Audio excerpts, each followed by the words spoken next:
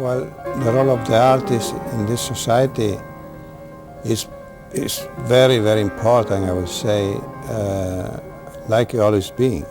You know, if we have history, it's because we have art, things being left, or we have architecture, building that was left. There was a period when the war was in Italy, the second war. We was kind of separate from my father and grandfather, but even then, you know, I used to make my own toys, you know, with butt wire or different wire and things like that. I started very, very young. I think I was a little boy, probably 4 or 5 years old, 6 years old. I grew up with my family. My father, my grandfather was stone carver, so I grew up kind of with a chisel in the hand. I learned to carve in marble in the beginning, in stone, and that was, I got the pleasure to learn about that. I was more a push from my father to go and do more commercial work, but I decided to go to the academia. And then in the meantime, I discovered the art foundry in Verona. There is a good tradition, so I was able to go and work there and be there and see all the great name and the great master that was coming from all over the world to Verona.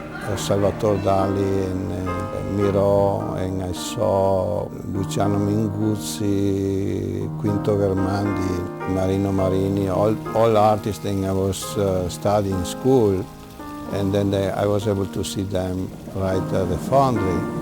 There was a fantastic life of new energy, and it was fascinating to be part of that. You know.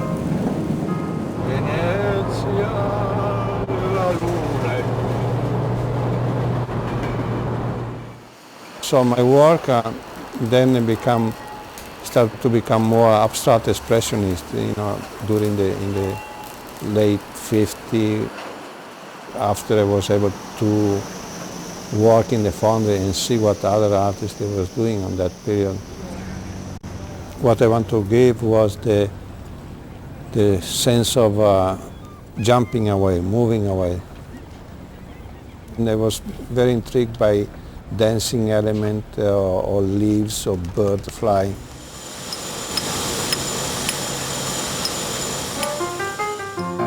C'era un po' il sogno abbastanza mio, credo, in quegli anni, ma era un po' di tutti, cioè l'America, New York. Sono arrivato a New York, tutte le gallerie, un po' in tutta l'area di New York, era la pop art che stava esplodendo.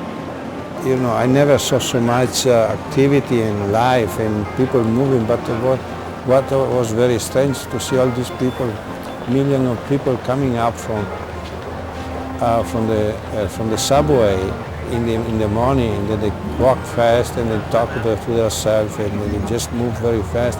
I was able to see them disappear, you know, from the same hall. The man was not really a man, but it became like a machine, become like an insect, a larva, you know, and so it's popping out, it's moving away, and then you can see in different pieces, different element of that.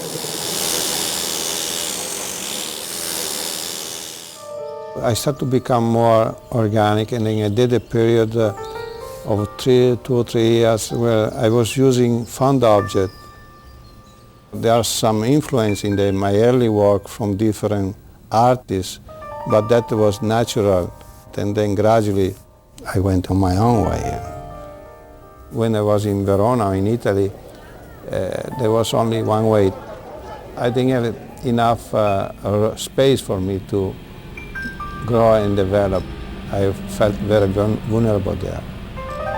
I felt like I can accomplish more with my work, and I can do much more here than there.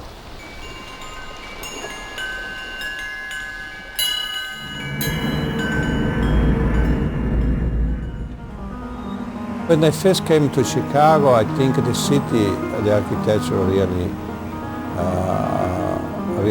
impressed me. All this contemporary building, and I was really fascinated. I felt like all this space and the open space, they has to be humanized, vitalized with art, to place art and have art for everybody.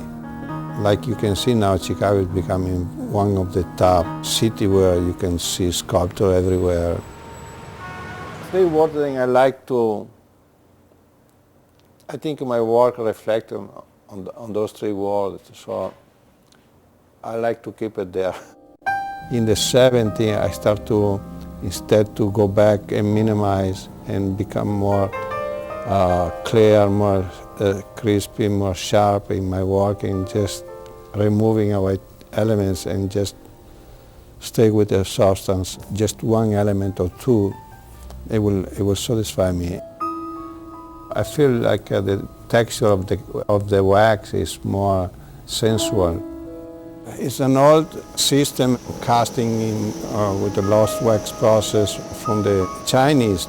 In the Renaissance, it was more kind of specialized and more refined. Today is the same system and same method like it was in the Renaissance.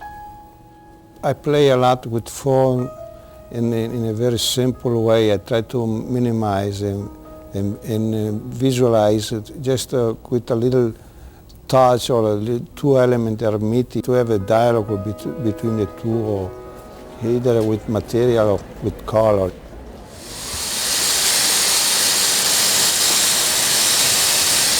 I was looking at the site at Navy Pier, and I saw that long strip, and then it's always been left. And so I said, maybe I should do something with that. And then tumbleweed was the first thing that came to my mind. These little bushes, they are rolling so fast sometimes. So I start to sketch down in very simple way and simplifying those forms so they can have a rhythm and a dialogue too, you know. Well, it's still in the proposal stage, so we don't know if it will happen. To make that is a huge and very large environmental piece, just to visualize that, you know. Male and female, those are elements that combine together or they meet. They're really always there with me. If one element meets the other one, so you have the negative and the positive, and that is the tension, where those two elements, they are trying to meet, but there is still a separation, you know. I never left Italy, actually. I feel like I'm there. But I still want to go back and be back there, and I would like to produce at least some of my dream over there too, like I did it here. I've been invited to have my retrospective show at the Galleria d'Arte Moderna, Palazzo Forti in Verona. I will have probably 400 pieces displayed there from my very early period, like from 1958 up to date. I always look back on my work and learning from my own work too. And it can be nature, it can be science, it can be engineering, it can be even mathematics. It has to be poetic, it has to say something, you know, the poetry should be there. And sponsor, I don't get so many. Actually, I don't have